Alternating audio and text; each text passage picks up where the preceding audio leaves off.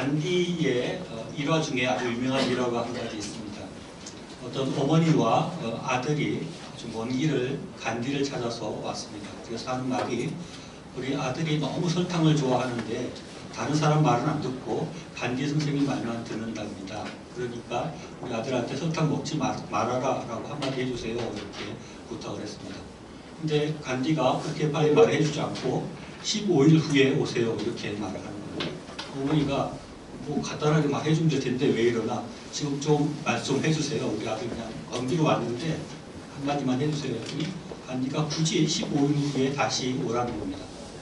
그래서 어쩔 수 없이 15일 후에 간디를 다시 찾아갔더니 간디가 특별한 얘기를 하는 것이 아니라 얘야 설탕을 많이 먹으면 건강에 좋지 않단다. 설탕을 많이 먹지 않는 것이 좋겠구나. 이렇게 이야기를 하는 겁니다. 그래서 그 아들이 그 말을 듣고 이제 설탕을 안 먹기로 하고 돌아가려다가 엄마가 하도 이상해서 간디에게 다시 물어봤다는 겁니다. 왜 그때 15일 전에 말씀해 주시지? 그때 말 안 하고 지금 와서 말씀합니까? 이렇게 이야기하니까 간디의 말이 내가 15일 전까지 나도 설탕을 좋아했기 때문에 내가 먼저 설탕을 끊고 나서 말을 했어야 됐다. 그렇게 이야기를 했다는 겁니다. 이 참 좋은 말이죠. 누군가한테 뭔가를 이야기하기 전에 자기부터 실천하고 교훈을 하고 가르쳐라. 너무 좋은 말씀인데 저 같은 설교자에게는 굉장히 부담이 되는 말입니다. 옛날에 아주 오래된 얘기인데 어떤 청년이 한 분 찾아와가지고 저에게 물어봤습니다. 저에게 묻는 것입니다. 목사님은 설교하는 내용을 다 잘 지키세요? 잘 못 지키는 건 어떻게 설교하세요? 이렇게 하는 겁니다. 보통 그런 청년들, 그런 이야기하는 사람이 시비를 걸기 위해서 물어보는 것이 아니라 신학교 갈 생각이 좀 있었던 거예요. 자기가 이제 그 신학교 가서 설교를 해야 되는데 내가 잘 못 지키는데 성경 말씀을 잘 못하는데 어떻게 설교할 수 있을까? 그런 갈등이 있었던 것 같습니다. 그때 저는 그렇게 이야기해 줬습니다. 우리가 뭐 다 잘 지켜서 이렇게 설교하는 것이 아니다. 나도 못하는 부분 많지만 우리 다 같이 하나님의 말씀 잘 지켜보자. 이렇게 설교할 수도 있지 않겠느냐. 또 한 가지는 설교라는 것은 내가 말하는 것이 아니라 하나님 말씀을 증거하는 것이니까 내가 뭐 잘해서 하라고 하는 것이 아니라 성경 말씀을 전하는 것이니까 그건 전할 수 있지 않겠나. 좀 비록 잘 못하도 전할 수 있지 않겠나. 이렇게 대답을 해준 적이 있습니다. 제가 이 설교 초반에 왜 이런 얘기를 하는가 하면 오늘 제가 설교해야 되는 본문 말씀이 굉장히 부담이 되는 말씀이기 때문에 그렇습니다. 특별히 8절 말씀이 그렇습니다. 8절 말씀 보면 마음이 청결한 자는 복이 있나니 그들이 하나님을 볼 것이며 라고 말씀하셨습니다. 누가 목사님은 마음이 청결해서 하나님 보셨나요? 이렇게 물으면 저는 못 봤다고 이렇게 이야기할 수 없습니다. 그러면 자기도 못 봐놓고 무슨 설교를 하냐고 이렇게 또 따져 물으면 아주 곤란하기 때문에 제가 미리 좀 방어를 했는데 사실은 이 본문 말씀은 이렇게 문자 그대로 성급하게 해석하면 좀 해석이 잘 안 되는 본문입니다. 이 말씀 가지고 목사님도 못 본 하나님을 왜 보라고 하느냐 이렇게 따지면 안 되는 말씀입니다. 출애굽기 33장 2절 말씀 보면 또 이르시되 내가 내 얼굴을 보지 못하리니 나를 보고 살 자가 없음이니라 라고 말씀하고 있습니다. 하나님을 보면 살지 못한다는 겁니다. 하나님 얼굴을 보는 순간 죽는다는 것입니다. 그러니까 저보고 왜 목사님 하나님 얼굴도 안 보고 지금 하나님 얼굴 보라고 설교합니까? 그 얘기는 꼭 하나님 얼굴 보고 죽으라는 얘기랑 같은 것이죠. 이 설교자는 절대 하나님 얼굴을 보고 그 다음에 설교할 수 없습니다. 이미 죽었기 때문에 그렇습니다. 그러면 이렇게 하나님의 얼굴을 우리가 볼 수 없는데 예수님께서 왜 마음이 청결해서 하나님의 얼굴을 볼 것이다 이렇게 말씀하는 것일까요? 어떻게 이 말씀을 해석할 수 있을까요? 첫째 한 가지 우리 해석할 수 있는 방법은 문장의 시제입니다. 즉 하나님을 볼 것이다 라고 할 때 이 볼 것이다 라는 말이 미래형이지요. 지금 당장 본다는 것이 아니고 앞으로 보게 될 것이다 이렇게 해석하는 방법이 있습니다. 그래서 마음이 청결하면 우리가 죽어서 하늘나라 가서 하나님을 볼 수 있을 것이다. 이렇게 해석할 수 있습니다. 그러나 이 해석은 좀 문제가 있습니다. 왜냐하면 마음이 청결한 것이 마치 천국을 갈 수 있는 전제 조건처럼 마음이 청결하면 천국을 갈 수 있다. 마음이 청결한 것이 구원의 조건인 것처럼 이렇게 해석될 수 있는데 그것은 잘못된 것입니다. 또 마음이 청결하지 않은 사람이 천국을 가게 될 때 그 사람은 천국을 갔다 할지라도 하나님을 볼 수 없다, 이런 해석을 낳게 되기 때문에 이렇게 해석하는 것은 좀 문제가 있습니다. 물론 우리가 죽어서 천국 가서 하나님의 얼굴을 보게 될 것입니다. 그러나 이 단어를 단순히 그렇게만 해석할 것이 아니고 이 볼 것입니다 할 때 이 본다는 단어를 좀 더 자세히 볼 필요가 있습니다. 이 눈으로 본다 하는 헬라어는 여러 가지가 있는데 특별히 눈으로 직접 본다 할 때는 블레포라는 단어를 사용한다고 합니다. 그런데 오늘 사용된 단어는 호라오라는 헬라어인데 이것은 경험을 통해서 본다는 의미를 가지고 있습니다.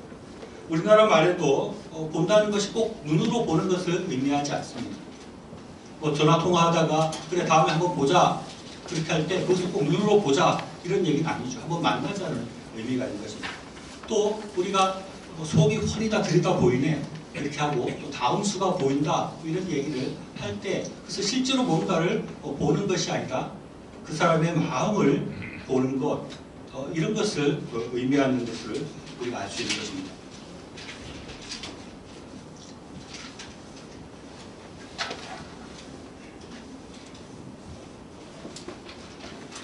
죄송합니다. 제가 원고가 한 장이 없어서.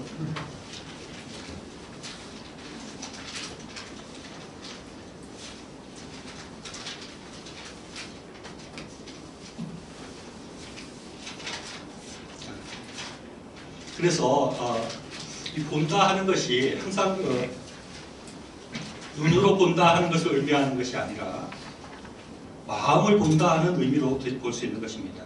그래서 하나님을 우리가 본다고 할 때 그 본다는 것이 단순히 하나님의 얼굴을 본다는 것이 아니라 하나님의 마음을 본다는 의미가 될 수 있습니다. 하나님을 만난다는 의미가 될 수 있고 하나님의 계획을 알게 된다 하는 의미로 그렇게 해석할 수 있는 것입니다.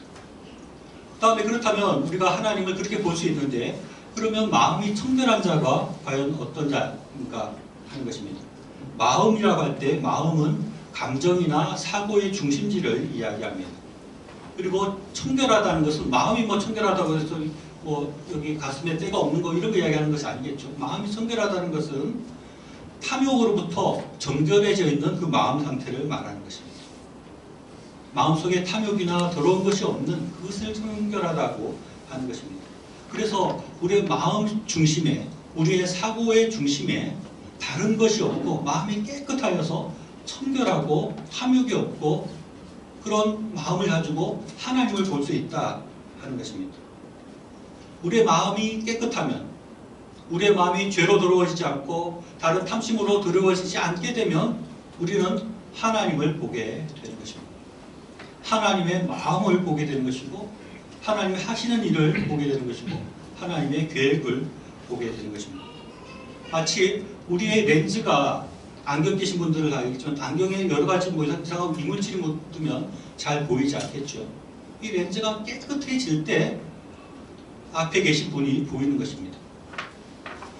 마치 어린아이와 같은 그런 청결한 마음이 우리 속에 있게 될 때 우리는 그 마음을 가지고 하나님의 마음을 보게 되는 것입니다. 마음이 더러워지게 되면 마음속에 다른 것들이 가득하게 되면 하나님을 볼 수 없게 됩니다. 하나님의 마음을 알 수 없게 되고 하나님이 원하시는 것들을 왜곡해서 보게 되는 것입니다. 요즘 기독교 지도자들이 많은 욕을 먹고 있습니다. 특별히 목사들이 아주 이상한 일을 해서 욕을 많이 먹는 일들을 우리가 가슴 아프게 바라봅니다. 교회를 세습하는 사람들도 있고 또 드려진 헌금을 자기 마음대로 잘못 사용하는 사람들도 있고 또 허락되지 않은 과도한 권한을 행사하고 하나님을 높이는 것이 아니라 자기를 높이는 그런 잘못된 행동을 하는 목사들이 많이 있습니다. 목사들이 왜 이렇게 잘못된 일들을 하는 것일까요? 제 생각에는 목사님들이 하나님을 모르는 것도 아니고 성경을 모르는 것도 아닌데 왜 성경에 없는 이상한 일들을 하게 되는 것입니다. 그것은 잘 몰라서가 아니라 그의 마음이 깨끗해지지 않기 때문입니다. 마음이 뭔가로 더러워져 있기 때문에 하나님을 제대로 볼 수 없는 것입니다. 하나님이 보이지 않고 자기 속에 들어있는 탐심이 나타나게 되는 것입니다. 처음부터 그렇게 악한 사람들이, 처음부터 그렇게 마음이 더러운 사람들이 목사가 된다 생각하지 않습니다. 처음에는 깨끗한 마음이 있었겠죠. 그러나 높은 자리에 올라가고 높여주고 이렇게 할 때 그 마음속에 점점점 탐심이 생기고 점점점 교만이 생기고 하나님 아닌 것들이 가득 차게 되니까 그 마음이 가려워서 하나님을 보지 못하게 되는 것입니다. 그러니까 하나님이 원하시지 않는 일들을 하게 되는 것이고 하나님의 길 아닌 대로 가게 되는 것입니다. 누구든지 그렇게 될 수 있다고 생각을 합니다. 목사들만 특별히 유혹에 약한 사람들이거나 처음부터 마음이 악했던 사람들이었거나 그런 것은 아니라고 생각합니다. 누구든지 우리의 마음속에 탐심이 들어오고 교만한 마음이 들어오고 잘못된 생각들이 가득 차게 될 때 우리는 하나님을 보지 못하게 됩니다. 결국 그래서 이상한 사람들처럼 이상한 일을 우리도 할 수 있게 되는 것입니다. 우리는 그래서 항상 우리의 마음이 깨끗해지도록 노력해야 됩니다. 하나님을 바라보는 맑은 심령이 우리 속에 있기를 위해서 우리는 애쓰고 마음을 늘 닦아서 깨끗하게 그렇게 만들어야 됩니다. 우리의 마음속에 개인적인 욕심이 가득 차게 될 때 하나님이 아니라 이 세상에 대한 것들로 우리 속을 가득 채우게 될 때 우리는 하나님을 볼 수 없게 됩니다. 하나님의 마음과 다른 마음을 가지게 되고 하나님의 뜻과 다른 뜻을 가지게 되고 하나님의 길이 아닌 다른 길을 가게 되는 것입니다. 그러나 우리의 마음이 청결하게 될 때 모든 욕심들 내려놓고 모든 탐심들 내려놓고 참으로 겸손하고 어린아이와 같이 참으로 청결한 마음을 가지게 될 때 우리의 눈에는 하나님이 보이는 것입니다. 하나님이 원하시는 것들이 보이는 것입니다. 하나님께서 나를 통해서 이루시고자 하는 것들이 보이는 것입니다. 하나님의 방법이 보이고 하나님의 길이 보이게 되는 그런 은혜가 우리에게 있는 것입니다. 그런 복이 우리에게 있는 것입니다. 하나님이 보이는 것, 그보다 더 큰 복이 있겠습니까? 하나님이 무엇을 원하시는지를 알게 되는 복, 그 복이 마음이 청결한 자에게 있는 것입니다. 이런 마음이 청결한 우리들이 되어서 하나님을 볼 수 있는 그런 복된 삶을 살아갈 수 있기를 바랍니다. 다음은 8복 중에 7째 복은 화평케 하는 자의 복입니다. 9절 말씀 보면 화평케 하는 자는 복이 있나니 그들이 하나님의 아들이라 일컬음을 받을 것이미요 라고 말씀하고 있습니다.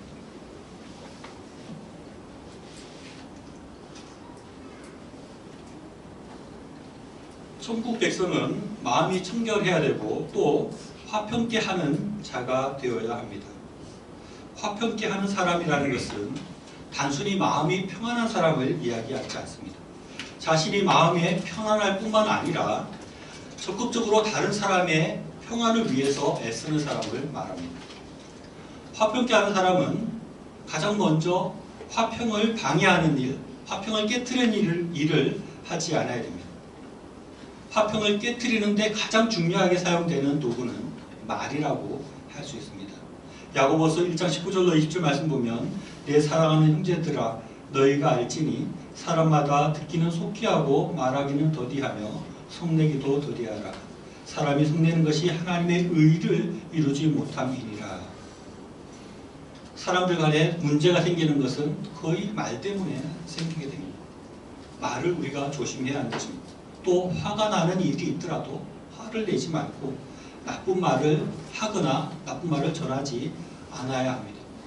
흉을 보는 얘기, 비난하는 이야기, 또 깎아내리는 이야기 이런 말을 하지 않고 그런 말을 전하지 않는 것이 화평을 이루는 자의 가장 중요한 태도라고 할 수 있습니다. 흉보고 또 나쁜 말하고 이런 것들을 말하고 전하고 하면 그 공동체는 깨어지는 것입니다. 그리고 이 화평케 하는 사람은 이렇게 화평을 깨트리는 일을 말을 하지 않을 뿐만 아니라 깨트려져 있는 화평을 다시 복구하는 일을 하는 사람을 말합니다. 서로 싸운 사람을 화해시키고 사이가 안 좋은 사람들 그런 관계를 회복시키는 일을 해야 하는 것입니다.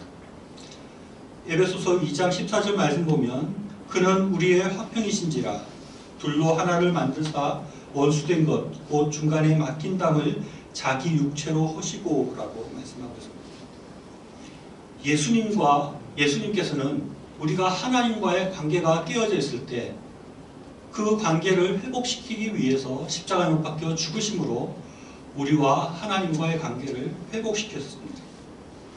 그와 마찬가지로 우리가 예수님을 닮아가는 사람이고 예수님의 하신 일을 따라가는 사람들 아닙니까? 그렇다면 우리 주변에 서로 관계가 깨어져 있는 그 관계를 다시 맺어주는 일을 우리가 해야 하는 것입니다. 이런 일을 하는 사람이 화평케 하는 일입니다. 그리고 이렇게 화평케 하는 사람에게 복을 하나님께서 주시겠다고 약속하고 있습니다. 싸운 사람을 화해시키는 일은 결코 쉬운 일이 아닙니다.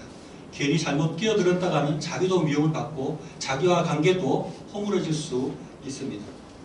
비록 힘들고 어려운 일이고 너무 쉽게 놔줄 수 없는 그런 일이지만 주님의 말씀을 따라서 우리는 화평케 하는 일을 해야 하는 것입니다.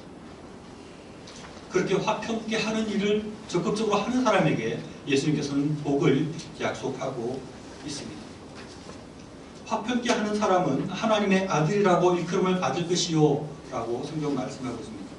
왜 마음이 청결한 사람을 하나님의 아들이 될 것이다 이야기하지 않고 애통하는 사람을 하나님의 아들이 될 것이다 이야기하지 않고 화평케 하는 사람을 하나님의 아들이라고 그렇게 하겠다고 하셨을까요? 그것은 이 화평케 하는 일이 진짜 하나님의 아들이신 예수님의 한 일을 하는 것이기 때문에 그렇습니다. 골로새서 1장 20절 말씀 보면 그의 피로 십자가의 피로 화평을 이루사 만물고 땅에 있는 것들이나 하늘에 있는 것들이 그로 말미암아 자기와 화목하게 되기를 기뻐하심이라 라고 말씀하고 있습니다. 예수님께서 이 땅에서 하신 일을 한마디로 하신 일이 뭐냐 라고 한다면 화평케 하신 일이라 이렇게 말할 수 있습니다. 예수님께서 하나님과의 관계를 화평케 하셨던 것처럼 우리가 그 일을 해나가야 되는 것입니다. 우리가 그 일을 하게 될 때 우리 역시 예수님이 하나님의 아들인 것처럼 우리도 하나님의 아들이 되는 것입니다. 하나님의 자녀가 된다는 것, 그 얼마나 복된 일입니까? 하나님의 자녀가 되면 하나님께서 그 자녀를 소유하신다는 것이고 책임지신다는 것이고 모든 것들을 인도하신다는 것을 의미하는 것입니다.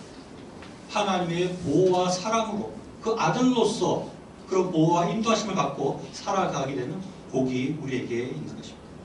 화평케 하는 일이 비록 힘들지만 그 일을 하게 될 때 우리는 하나님의 자녀로서의 복을 받게 된다는 것을 우리가 생각해야 하겠습니다. 다음 마지막 팔복의 마지막은 의를 위하여 핍박받는 자의 복입니다. 팔복을 쭉 보면서 느끼셨겠지만 이 팔복에 있는 내용들이 굉장히 역설적인 복이 많고 이상한 복이 많이 있습니다. 이 마지막 복은 아주 노골적으로 이상한 얘기를 하고 계십니다. 의를 위하여 핍박받는 자는 복이 있나니 천국이 저희 것임이라 라고 말씀하고 있습니다. 핍박을 받는데 무슨 복이 있습니까? 핍박을 피해야지 복이지 핍박을 안 받아야지 복이지 핍박을 받는데 왜 복이라고 주님은 말씀하십니다. 아주 이상한 말씀을 하고 있는데 그 다음 절은 또 더 이상합니다. 11절 말씀 보면 나로 말미암아 너희를 욕하고 박해하고 거짓으로 너희를 거슬러 모든 악한 말을 할 때에는 너희에게 복이 있나니 라고 말씀하고 있습니다. 욕을 듣고 박해를 받고 거짓 모함을 받을 때 그럴 때 복이 있다 예수님 말씀하고 있습니다. 욕을 듣고 박해를 받고 모함을 받을 때 얼마나 우리 마음이 힘이 듭니까? 괴롭고 마음이 찢어지는 고통이 있는데 그럴 때 예수님은 그것이 복이다라고 말씀하고 있는 것입니다. 이 의를 위하여 핍박받는 자가 복을 받는다는 말은 이제까지 팔복의 모든 복들을 정리하는 종합하는 것이라고 볼 수 있습니다. 그래서 예수님이 다시 말씀을 풀어서 보면 너희가 하나님 나라 백성으로 화평을 위해서 일하다가 오해를 받고 마음이 청결한 자가 되려다가 이상한 평가를 받고 모함을 받고 또 의를 위해서 살다가 여러 가지 핍박과 박해를 당할 것이다. 그러나 그것은 복이다 라고 예수님은 말씀하고 있는 것입니다. 예수님은 굉장히 이상한 말씀을 했습니다. 우리가 다른 사람이 아주 이상한 말을 하면 이상한 말이구나 하고 이렇게 넘길 수 있는데, 예수님께서 우리에게 잘 이해가 안 되고 이상한 말씀을 하셨으면 왜 이런 말씀을 하셨을까 곰곰이 생각하고 그 말씀을 이해하려고 노력해야 하는 것입니다. 예수님의 이 말씀을 우리가 적용할 수 있는 첫 번째는 하나님의 백성의 삶은 핍박이 있다 하는 것입니다. 그래서 살면서 우리가 오해를 받고 모함을 받고 욕을 듣고 다른 믿지 않는 사람들로부터 그런 공격을 받을 때 그것을 당연한 줄 알고 우리가 받아들여야 하는 것입니다. 하나님의 백성으로 예수 믿으면서 이 세상을 살아갈 때는 당연히 핍박이 있다, 박해가 있다, 사람들로부터 욕을 듣는다 하는 그런 각오를 가지고 예수님을 믿고 따라가야 되는 것입니다. 만약에 우리의 삶 가운데 아무런 핍박이 없다, 아무도 나를 뭐라 그러지 않고 너무너무 편하다, 그러면 오히려 우리의 삶을 좀 돌아봐야 됩니다. 예수님이 거짓말하신 것이 아닐 텐데 당연히 핍박이 있다고 했는데 핍박이 너무 없다면 우리가 좀 잘못 살고 있을 가능성이 많은 것입니다. 둘째는 하나님의 의를 위해서 핍박을 받을 때 이것이 복이라는 말씀도 우리가 받아들이고 믿어야 합니다. 예수님은 너희가 나 때문에 욕을 먹고 모함을 당하고 핍박을 받을 것이다, 그것이 복이다 라고 분명하게 말씀하고 있습니다. 12절에는 기뻐하고 즐거워하라, 하늘에서 너희 상이 큼이라, 너희 전에 있었던 선지자들도 이같이 박해하였느니라 라고 말하고 있습니다. 세상을 살아가면서 많은 박해와 핍박과 욕을 듣고 모함을 듣고 이런 일이 있을 때 그것은 슬퍼하고 괴로워할 일이 아니라 그것은 기뻐하고 즐거워할 일이라고 예수님께서는 말씀하신 것입니다. 잘 이해가 되지 않습니다. 저희가 하지만 이렇게 핍박을 받을 때 뭐가 그렇게 즐거울까? 우리가 잘 이해하기 쉽지 않습니다. 많은 분들이 의아한 생각을 가지고 이 말을 듣고 있을지 모릅니다. 그러나 이 말씀이 잘 이해가 되지 않는다 할지라도, 그 말씀이 진짜 그런가 마음에 와닿지 않는다 할지라도 이 말씀이 제가 하는 말이 아니라 예수님이 하시는 말씀이기 때문에 이 말씀은 틀림없이 맞는 말이고 핍박이 복이 되는 것이 분명한 말씀입니다.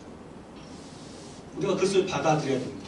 그래서 우리에게 핍박이 있을 때, 우리가 예수님 믿는 것 때문에 박해를 받을 때, 우리가 믿지 않는 사람들로부터 손가락질 당하고 이상한 소리를 듣게 될 때, 그때 우리는 슬퍼해서는 안 됩니다. 그것이 당연히 복이구나, 예수님께서 복이라고 말씀하셨으니까 이것이 복된 일이구나, 좌절하지 않고 기뻐할 수 있어야 됩니다. 즐거워할 수 있어야 됩니다. 예수님께서 복이라고 말씀했지 그래 그건 틀림없이 기쁜 일일 것이야 라고 그것을 그렇게 받아들이려고 노력해야 하는 것입니다.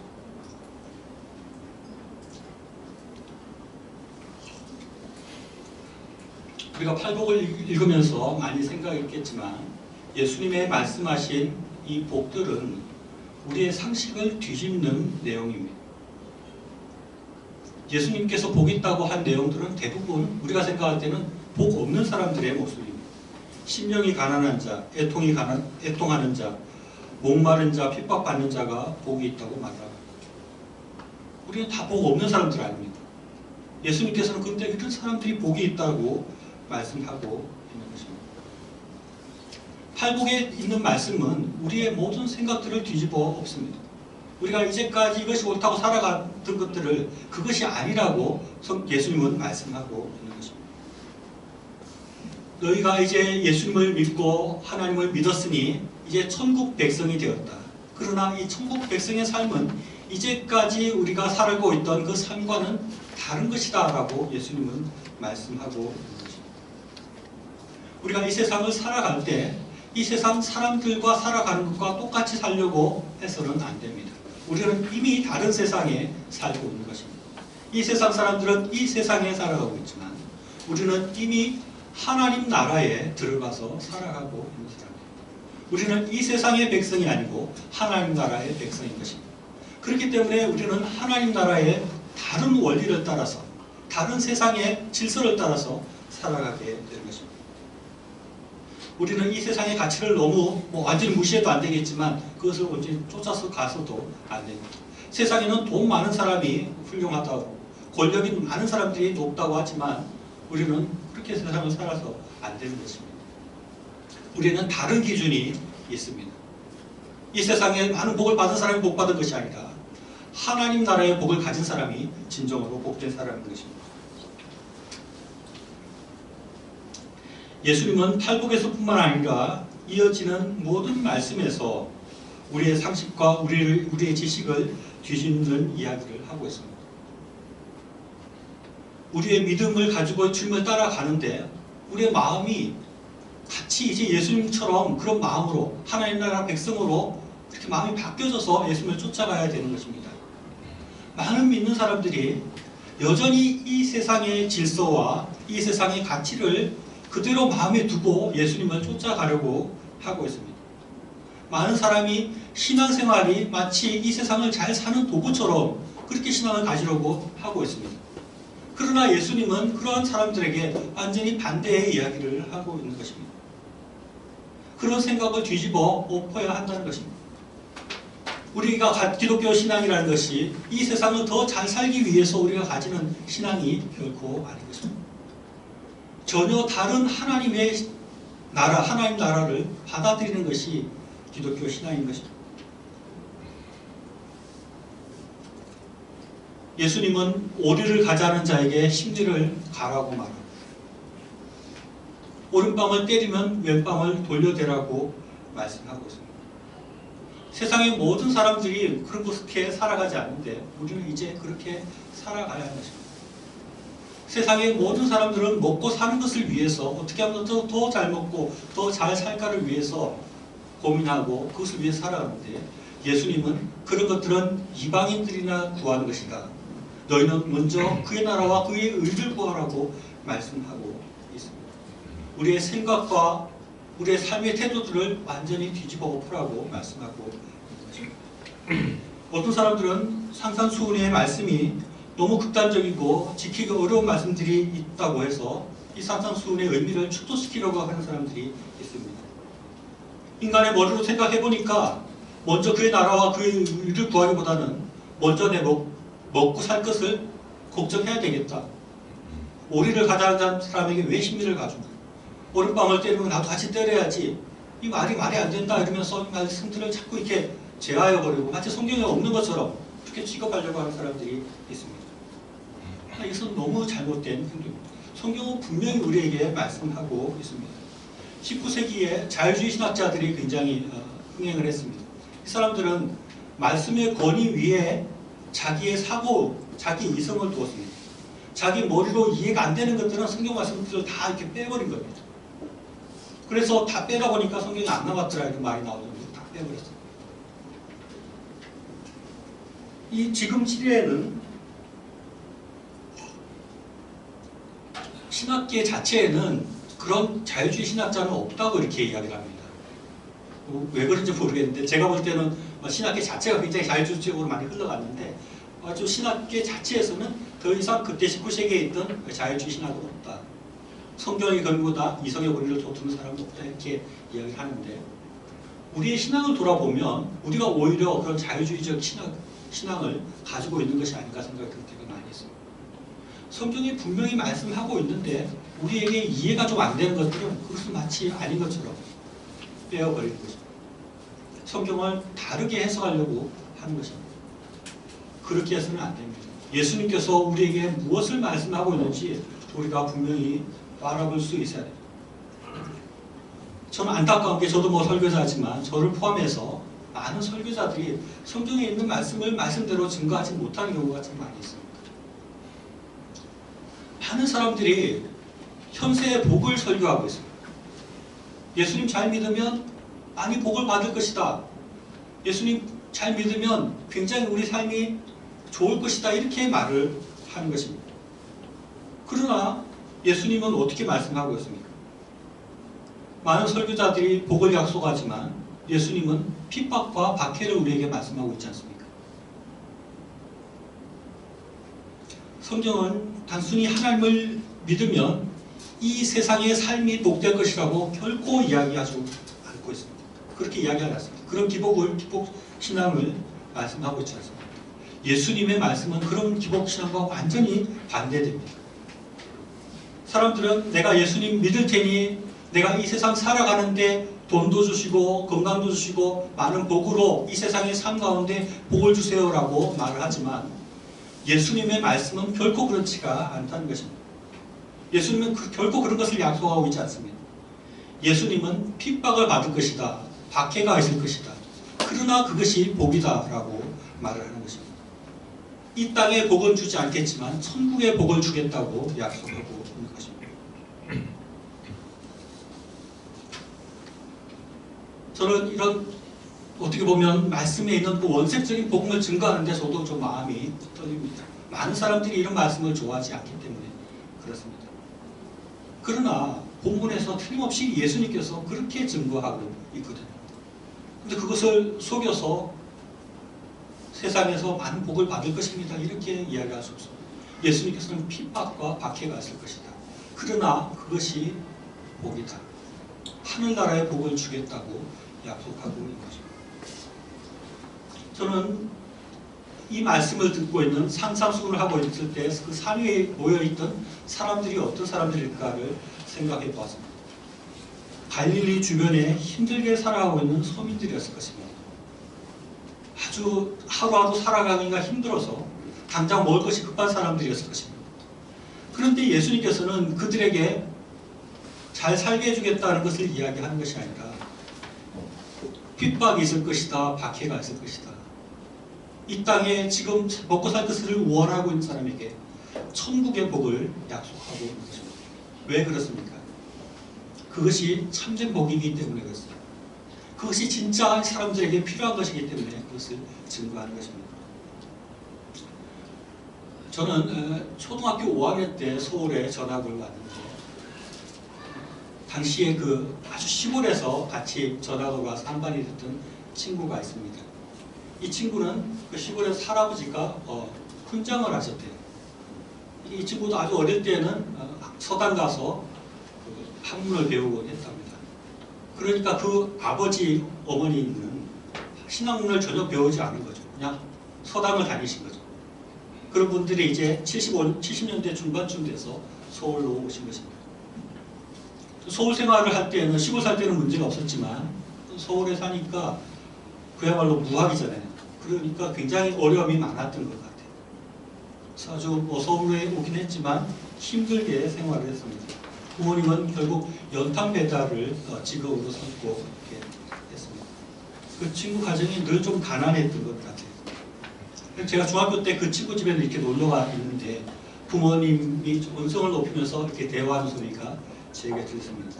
그 친구 어머님이 아버님께 이렇게 말을 합니다. 잘 안 되면 바꿔봐야지. 이렇게 이야기를 하는 겁니다. 저는 맥락이 뭐 여러 가지 있을 텐데 다른 것은 잘 기억이 안 나고 또렷하게 저에게 기억나는 것은 잘 안 되면 바꿔봐야지 하는 말이었습니다. 왜 이런 말이 나왔을까 짐작이 가시나요?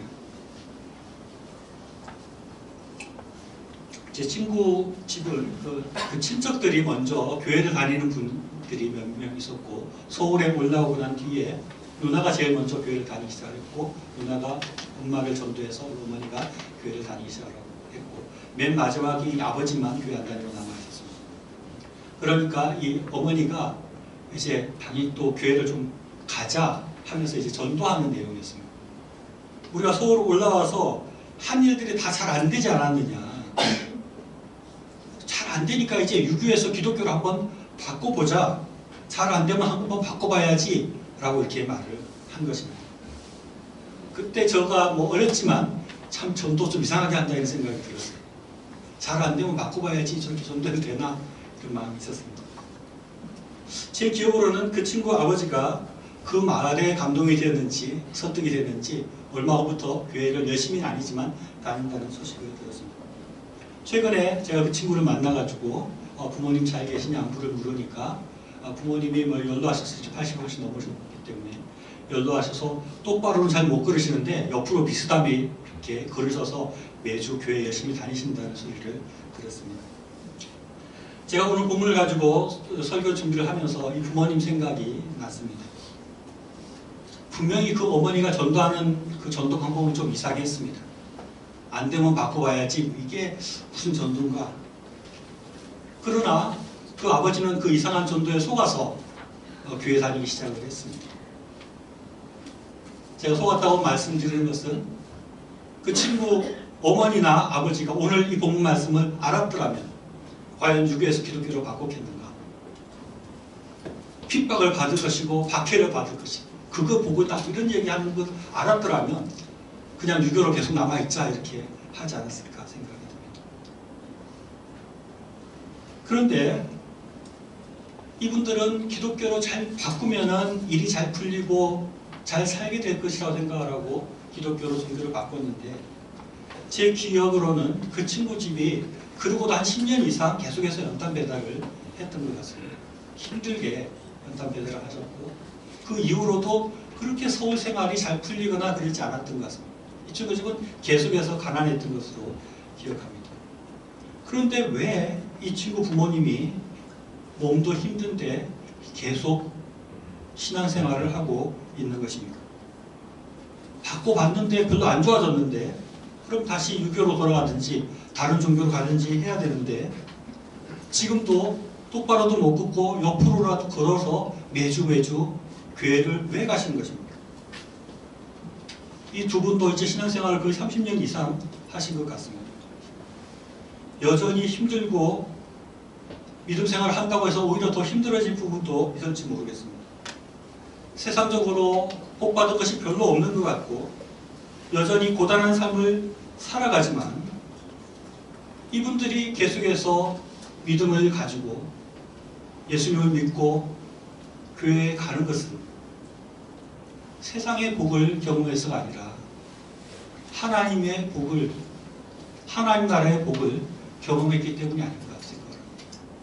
처음에는 세상의 복을 받는 줄 알고 갔지만 그런 복은 주어지지 않지만 하나님을 믿을 때 세상이 알지 못하는, 세상이 줄 수 없는 그 복을 경험했기 때문에 계속해서 믿음을 가지고 주를 위해서 살아가는, 하나님 나라를 바라보고 살아가는 그런 신앙인으로 살아가는 것이 아니겠습니까? 하나님을 믿는 것은 결코 세상의 복을 약속하지 않습니다. 예수님을 쫓아가는 것은 오히려 우리의 삶이 더 힘들어질 수 있습니다. 그러나 그 가운데 세상이 줄 수 없는 복이 있다는 것입니다. 세상에서는 도저히 맛볼 수 없는 복과 기쁨이 그 안에 있는 것입니다. 예수님을 믿고 따라갈 때 우리가 힘들고 애통하게 되고 더 고생되는 그런 가시밭길을 걸어갈지 모르지만 그 가시밭길이 그냥 가시밭길이 아니고 복된 가시밭길인 것입니다. 즐거워하고 기뻐할 수 있는 길이 우리에게 놓여져 있습니다. 우리가 믿음을 가지고 예수님을 따라갑니다. 그렇다면 온전히 예수님의 말씀을 신뢰해야 합니다. 예수님은 이 땅의 복이 중요한 것이 아니라 하늘나라의 복이 중요하다고 말씀하고 있습니다. 그 복을 위해서 고난을 받으라고 말씀하고 있습니다. 힘들고 어렵더라도 예수님을 따라가서 우리에게 주어져 있는 십자가를 지고 험한 길을 살아갈 때 그 풍성하신 하나님의 은혜와 복을 경험하는 저와 여러분이 될 수 있기를 간절히 바랍니다. 기도하겠습니다.